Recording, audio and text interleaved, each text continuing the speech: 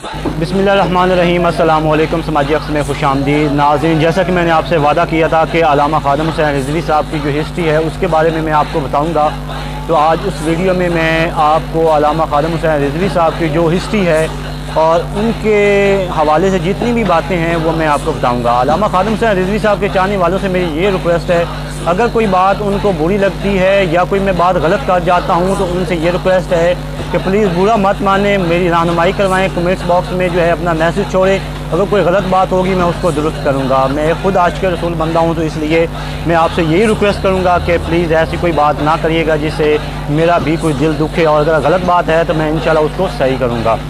तो उनके हवाले से हम बात करते हैं कि उनकी जो पैदाइश का सिलसिला है वो कहाँ पे हुआ। उनका अल्लामा ख़ादम हुसैन रिज़वी साहब जो हैं 22 जून 1966 में निक्का कलां के गांव के अंदर जो है वो पैदा हुए। उसके बाद उनकी तालीम है उन्होंने अपने गांव के अंदर ही हासिल की। उसके बाद 1974 में दीनी तालीम के असूल के लिए घर को छोड़ दिया और जामिया मस्जिद ईदगाह का जेलम में दाखिला लिया। वहाँ हाफिज़ ग़ुलाम हुसैन आपके उस्ताद थे। तो 78 में कुरान मजीद हिफ़्ज़ कर लिया। कुरान मजीद उनका हिफ़्ज़ में था, और मैं आपको बताता चलूँ एक बहुत बड़े मुहद्दिस भी थे, साथ उन्होंने कुरान शरीफ की तफसीर भी की हुई थी। और हिफ़्ज़ व तजवीद के बाद दर्स निज़ामी पढ़ने के लिए जामिया मस्जिद वज़ीर ख़ान लाहौर में कारी मंजूर हुसैन के पास आ गए। उन्होंने आपको जामिया निज़ामिया के लाहौर में दाखिला करा दिया। वहाँ आपके दर्ज झैर उस्ताद शामिल थे, जो आपके उस्ताद हैं वो शामिल थे, जिनसे इन्होंने तिरमिज़ी शरीफ का मुबारका है। मुफ्ती मोहम्मद अब्दुल क़य्यूम हज़ारवी से उन्होंने सीखा। फिर अबू दाऊद शरीफ के लिए मुफ्ती मोहम्मद अब्दुल लतीफ़ नक्शबंदी के पास गए। अल्लामा मोहम्मद रशीद नक्शबंदी जो हैं उन्होंने कसीदा बुर्दा शरीफ और कंज़ुल दक़ाइक़ एक किताब है उसका जो है उन्होंने वहाँ से पढ़ा। इसके अलावा अल्लामा अब्दुल हकीम शरफ कादरी, उनसे उन्होंने बुखारी शरीफ जो है वो पढ़ी। अल्लामा मोहम्मद सदीक़ हज़ारवी वो भी उनके उस्ताद थे। 1988 में दौरा हदीस मुकम्मल हुआ और दस्तारे फजीलत अता की गई। उनकी अमली ज़िंदगी क्या थी और उन्होंने अपना जो है जॉब का सिलसिला कहाँ से स्टार्ट किया, ये मैं अब आपको बताता हूँ। हाफिज़ ख़ादम हुसैन पहली मुलाजमत जो है 1993 में महकमा औक़ाफ़ पंजाब में की, जैसा कि पहले वीडियो में मैं आपको बता चुका हूँ। तो उसी सिलसिले में आप दाता दरबार लाहौर के नज़दीक वाक़या पीर मक्की मस्जिद में ख़तीब थे। जब महकमा औक़ाफ़ की मुलाजमत तर्क की तो उस वक्त आपकी तनख्वाह 20,000 माहाना थी, जो अब ख़त्म हो चुकी थी।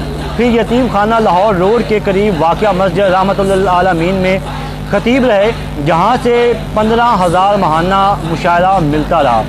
इसके अलावा 1990 में जामिया निज़ामिया में इल्मे सर्फ़ का दर्स देना शुरू किया। 1993 में महकमा औक़ाफ़ लाहौर की तरफ से दरबार साईं कामा वाले भी रहे। इसके अलावा गुजरात में खिताबत व इमामत के लिए आपका तकर्रुर हुआ। बाद इज़ां दरबार हज़रत शाह अबू अल माली के मस्जिद में तबादला हुआ। वहाँ हुकूमती पॉलिसियों पर तनकीद की वजह 4 माह के लिए मुअत्तल कर दिया गया। और इस सिलसिले में आपको पता ही है नवाज़ शरीफ के हवाले से जितना भी सिलसिला चलता रहा। नवाज़ शरीफ की हुकूमत में जब उनको कैद हुई उन्होंने धरना दिया, उसके बाद फिर धरना हुआ, फिर धरना हुआ और अब भी धरना हुआ। अब उनकी जो मौत का सबब असल है वो ये जो फ्रांस ने खाके मनाए हैं सरकार मदीना सल्लल्लाहु अलैहि वसल्लम की गुस्ताखी में, इसकी वजह से उनकी मौत हुई। अगर आपको और बताता चलूँ तो इनका असल में जो सियासत में आने का मकसद था वो सिर्फ़ और सिर्फ मुमताज़ कादरी के हवाले से जब उनको फांसी दी गई इसी वजह से था, जिसका इज़हार वो सरकारी प्लेटफार्म पर करते रहे थे। नतीजतन क्या हुआ कि मुलाजमत का ये सिलसिला भी हुकूमत की जानिब से, नवाज़ शरीफ की हुकूमत की जानिब से उनको छोड़ना पड़ा। उसके बाद महकमा औक़ाफ़ ने इन्हें मुलाजमत से फ़ारिग कर दिया, जैसा कि मैं पहले भी बता चुका हूँ। मुमताज़ कादरी रिहाई तारीख़ के मुहर्रिक और सरपरस्त आला रहे, तरीक़े दायाने ख़त्म नबूवत के अमीर भी रहे। इनका सियासत में आने का सबब मुमताज़ कादरी की सज़ाए मौत है। मुमताज़ कादरी के सज़ा के बाद तरीक़े लब्बैक या रसूल अल्लाह सल्लल्लाहु अलैहि वसल्लम उनकी एक जमात बनाई इन्होंने खुद से, जिससे इन्होंने डॉक्टर अशरफ अली जलाली के से जो है इख्तिलाफ़ किया। डॉक्टर अशरफ जलाली जो हैं वो भी जनाजा पढ़ने के लिए यहाँ पे मौजूद थे जब जनाजा हुआ उनका। जैसा कि एक आशिक़ रसूल हैं उनको आना भी बनता था। नमूसे रसालत पर उन्होंने बहुत काम किया था कि 2016 में तौहीने मज़हब के कानून निकाली, फिर उनके ऊपर जो है लाठीचार्ज किया गया, उन्हें गिरफ्तार करके जेल भेज दिया गया। 2017 में NA-120 लाहौर के ज़िमनी इंतखाबात में पहली बार सियासी मंजरनामे पर नमूदार हुए। 7,000 वोट हासिल करके सब हैरानी में डाल दिया, और ये कोई आम बात नहीं थी। 7,000 वोट करना इतना कोई आसान काम नहीं है। उसके बाद क्या हुआ, पेशावर में फिर इन्हीं अपनी एक और सीट पे जब लड़े इलेक्शन, तो वहाँ पर इन्होंने 10,000 वोट हासिल किए। लोधरा में MNA की सीट पर इलेक्शन लड़ा, तो वहाँ पे इनको 11,000, यानी कि जो पर्पस था वो आहिस्ता आहिस्ता जो है वो बढ़ता गया। जैसा कि अब 2017 के हवाले से मैं बात बताता चलूँ, तो नवाज शरीफ हुकूमत ने एक बार पार्लियामेंट बिल में हुकूमत की तरफ से कानून नबूवत की एक शिक में अल्फाज बदल दिए, जिस पर आप नाज़रीन अच्छी तरह जानते हैं कि किस तरह से पाकिस्तान को बंद कर दिया गया। इनकी कॉल थी, और आशिक़ रसूल अल्लामा खादिम हुसैन रिज़वी साहब जो हैं, इन्होंने एक घंटे के अंदर अंदर जो है पूरा पाकिस्तान बंद करवा दिया था, और होना भी ऐसा ही चाहिए था। और उसके बाद ही है, आप देख लें, जब फ्रांस ने अब खाके अस्तग़फिरुल्लाह सरकार मदीना सल्लल्लाहु अलैहि वसल्लम के लिए गुस्ताखाना अल्फाज और खाके जो हैं उन्होंने बनाए, उसके बाद इनकी एक दफ़ा पहले भी मैं आपको बता चुका हूँ कि अल्लामा खादिम हुसैन रिज़वी साहब की जो मौत है, जो उनकी वफ़ात हुई है, वो इन्हीं की वजह से हुई है। इनका आखिरी बयान जो है वो आपको मैं इसी वीडियो के अंदर जो है वो सुनवाऊँगा। फट जाए या मेरे दिमाग दियाँ शरियाना फट जान, ताकि ये मुकाबले होने तो पहले मैं दुनिया तो चला जाऊँ। हुजूर की बारगाह विच की जाके कहांगे जी जैसे तुहाडे खाके दे मुकाबले होंदे रहे तो मुसलमान असीं कहंदे रहे हमें बड़ा दुख हुआ, दुख नाल ते नामूस रिसालत ते पैरे नहीं ना होंदे। मैं बड़ा जोर लाया कराची भी भाई मेरा कोई नुकसान होवे दिमाग दा नहीं होया। आज भी मैं बड़ा जोर लाया भाई कोई ना कोई या हार्ट अटैक होवे या सिर फटे, नहीं फटिया। हुण तुसीं कहंदे हो तो मैं फिर जोर ला देना, फटदा नहीं।